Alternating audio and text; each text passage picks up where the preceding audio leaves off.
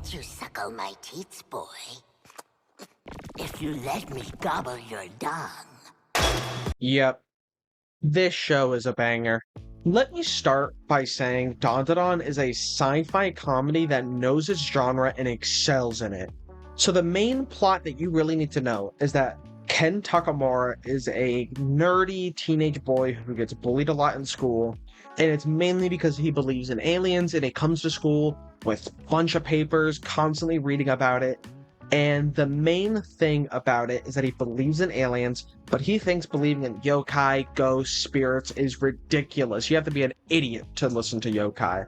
That is, until he meets Momo Ayase, the female lead, who has the complete opposite viewpoint. She is the popular extrovert who's friends with everybody, but what nobody knows is that she believes in yokai, and she thinks it is ridiculous to believe in flying saucers and UFOs and aliens all the like.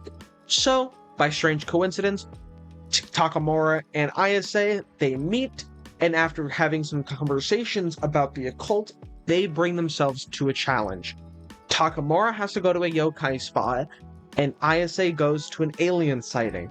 Now, obviously, they both think that nothing's going to happen, so they agree, but once they go, they each find some pretty fascinating stuff, as they have no choice but to accept the fact that yokai and aliens coexist together.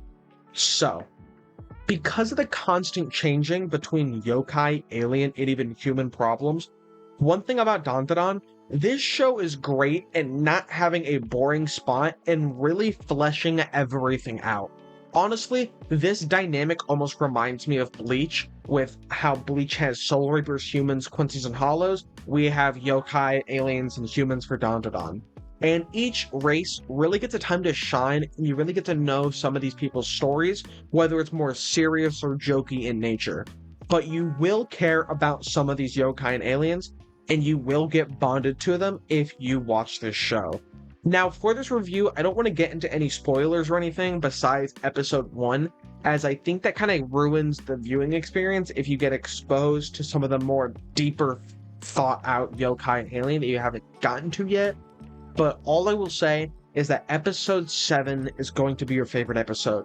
This is beautiful. It is easily the best written episode, and you need to get to this episode before you truly understand why people love DanDaDan.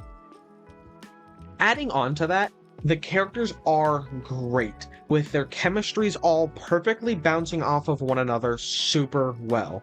The two main leads, Takamura and Ayase, are so fun to watch. They explore the world of yokai and aliens in an enjoyable way, using their teenage nature and feelings to really get a sort of traction going.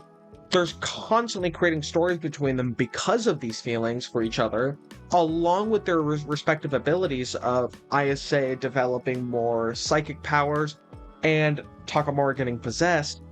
But these abilities blend super well together, and they create some pretty interesting ways to beat some of the yokai and aliens later down along the line. So they work pretty well together, creating perfectly choreographed fight scenes that make each fight different and interesting. Along with the leads, Momo's grandma is also super fun when she's on screen. She is definitely the comedic backbone of just being a joke whenever she gets on the screen, despite being the strongest fighter and one of the more interesting ones with what she does with her kit. And as more characters get added into the world of DanDaDan, they all have some form of dynamic or concept between the characters, along with the story plots around them, that you immediately get invested into them, and they get important very fast. Both the main characters that get added to the main cast are super fun, as I said, as they are serious in their stories. Because one thing you will realize about DanDaDan is that it hides a lot of its deeper meaning and story through the comedy in which these characters bring out, which is the perfect way to use comedy, as that is the number one reason it was even invented in the first place. Another thing this show has going for it, wonderful animation. Even the couple of times it used CGI, it was never bad, which is such a good rarity for most animes, but DanDaDan looked great. Each of the fights were easy to digest, and some of the more strange-looking yokai and aliens, and even some of the forms they took on, they never looked ugly, disproportionate, or, repulsive. I think they really knocked it out of the park with the animation, and honestly, it is just so colorful and nice to look at that you could look at it for the animation alone and you could be happy. Moving on, the story itself is kind of stupid when you look at it on paper, but trust me, it's not. All you really gotta know is that the main character, Takamura, he loses his family jewels from a yokai called Turbo Granny in episode 1, and they spend, I joke you not, the entire season looking for that. That is the plot that keeps these characters going. Even with that ridiculous plot synopsis, DanDaDan creates an extensive world of yokai and aliens through that, and creates actual plots around the fact that somebody has his jewels. But it is just, honestly, it doesn't matter. It's fun, it's addictive, the humor is great. I mean, DanDaDan's probably going to get a couple laughs out of you whether you like it or not, because some of these characters are just ridiculous. So, now that you know what the show is really going to be, I want to voice some other things about it.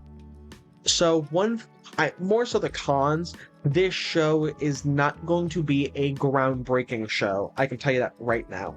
I can tell you you will have a fun time. You will enjoy the characters. The animation will be fun to watch, but do not expect high-level writing by any stretch of the imagination. This isn't Vagabond, this isn't Monster, this is a good show. It has good writing, but it does nothing exceptional. This is a fun watch more than anything, so go into DanDaDan with that mindset and you will have the best viewing experience possible. With that being said though, this is probably the second best anime of the year. The only thing I would say that is definitively above DanDaDan is 1,000-Year Blood War, and that's not an insult by any stretch of the imagination. Bleach is 2 decades old and it is now on its final conclusion, while DanDaDan is a brand new anime with 12 episodes of runtime right now. But for the good news, DanDaDan did already get greenlit for season 2, so you will not be waiting for content if you decide to give this one a go. The cliffhanger for season 1 was going to make you want more, but if you don't feel like waiting, the manga, I know it has good pace on the anime right now, so you do have content to read and digest if that's your preference. So with that all being said, to answer the definitive question of should you watch DanDaDan, absolutely you should. For being only 12 episodes, it is a fun watch for most people, and it will not be surprising if this gets even more popular during season 2. If you are a shonen or sci-fi fan, this show is for you, and it will not be a bad idea to give this show at least a chance with the first couple episodes. If I had to give it a rating, I think DanDaDan is a respectable 7 or 8 out of 10, having good fights and stories, but not anything innovative to warrant that 9 or 10 rating that's saved for the best of the best. And yeah, I need you all to go check out DanDaDan. It is going to be worth it, and I hope you enjoy it if you decide to go watch it. But that is going to be it from me. I will be back next week, so be sure to like and subscribe if you haven't already. And I hope the video was as enjoyable as DanDaDan's going to be, and I will catch you all on the next time. So everybody, take care.